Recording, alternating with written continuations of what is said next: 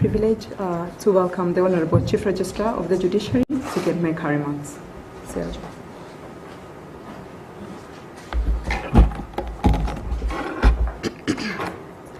Thank you, Honorable Esther Nyayaki, Registrar in the Office of the Chief Registrar of the Judiciary, for leading us successfully up to this moment in this program. Professor Mokaya, Senior Advisor, Constitutional Affairs and Human Rights in the Executive Office of the President, Madam Faith Odhiambo, President of the Law Society of Kenya, distinguished guests, ladies and gentlemen, good afternoon. Good afternoon once again.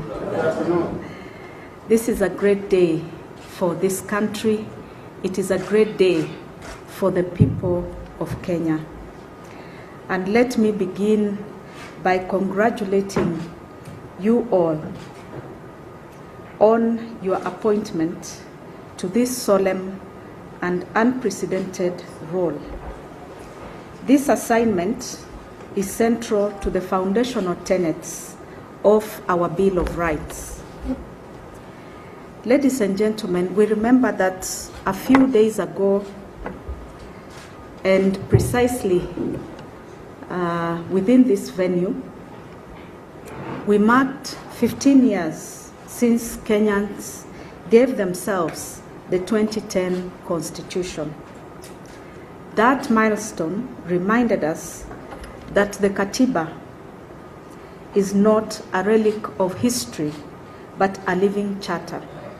And today, by swearing in this distinguished panel, we are demonstrating in practice that the Constitution is alive, that this Constitution has breath and is responsive to the needs of the people of Kenya. In this regard, let me also join Professor in commending His Excellency the President for considering and appointing this distinguished panel, an act that is both timely and courageous. It is an affirmation of accountability and a clear reminder that the Constitution is and must remain the supreme law of the land. Kenya's Constitution has rightly been hailed as one of the most progressive in Africa and the world. Nothing demonstrates this better than the duty entrusted to you to vindicate the sanctity of the rights that are enshrined in it.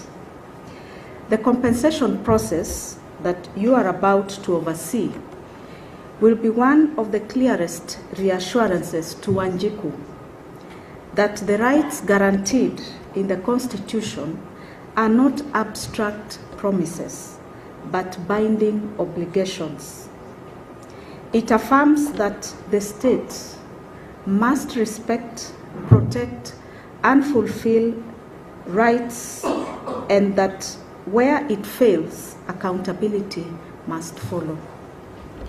But even as we recognize this important step, we must pause and acknowledge the profound pain of families who lost their sons and daughters in the protests. No amount of compensation can ever fill the void of a lost child, a sibling, a parent, or a friend. These are wounds that time alone cannot heal. Yet, because accountability is the bedrock of justice, this process is a necessary step, an affirmation that their loss will not be forgotten and that the Constitution has room for redress when rights are violated. Across the world, history has shown us that while no compensation can ever restore what is lost, the act of redress stands as a solemn recognition of dignity, accountability, and justice.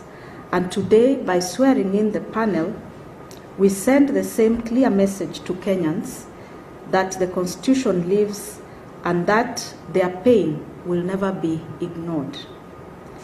When I look at the membership of this panel, together with the technical team, I see experience and expertise of the highest order.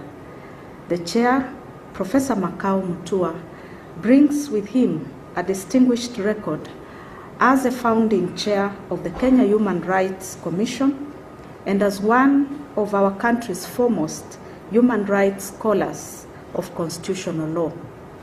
Alongside him, the chair of the Law Society of Kenya stands as a steadfast advocate of human rights and constitutionalism in this country. I also recognize Senior Counsel Ogeto, Yuton Irungu, and the rest of the team. The collective experience that is represented in the entire team is truly remarkable. The country could not have asked for better, because these are the best brains that we have in terms of defending human rights. And therefore, your competence inspires confidence. And this is a clear reassurance to the public that accountability and justice will be pursued with diligence, fairness, and integrity. And I like what Professor Mutua, you have said, that judge us by what we do and not what we say. That is a profound and remarkable statement. And indeed, Kenyans are looking up to the fulfillment of that promise. We must, however, be candid about the road ahead. Rebuilding trust and verifying the beneficiaries and securing sustainable funding will be challenging. And that is why this process must be anchored in legislation to guarantee consistency, transparency, and enforceability beyond what prevails in the day. I note with encouragement that your terms of reference include proposing legislative and institutional reforms that go to the root causes of protests that often turn violent. This is more than a backward glance. It is an opportunity to diagnose and recommend lasting solutions, giving true effect to Article 37 and the related rights. I am confident that this panel has the expertise, the courage, and the wisdom to seize this moment.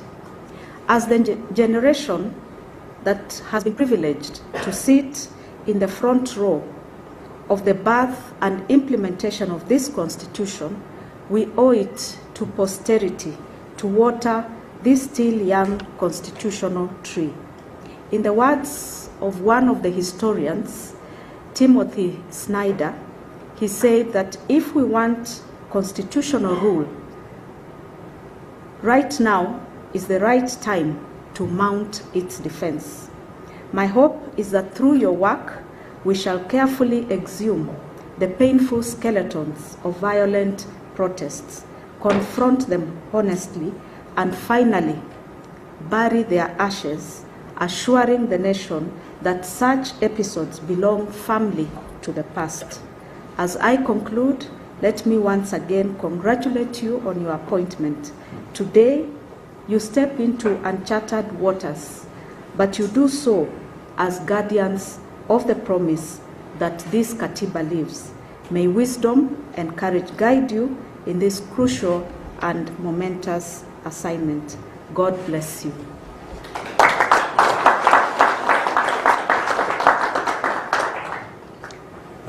Thank you so much, Honorable Chief Registrar, for those very inspiring remarks, reminding the panel of the heavy constitutional duty that is ahead of them, and wishing them the best, and assuring them that the judiciary will support.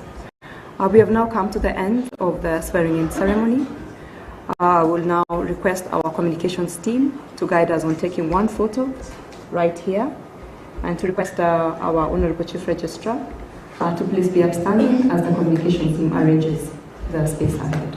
Thank you very much, and may you have a good day. God bless.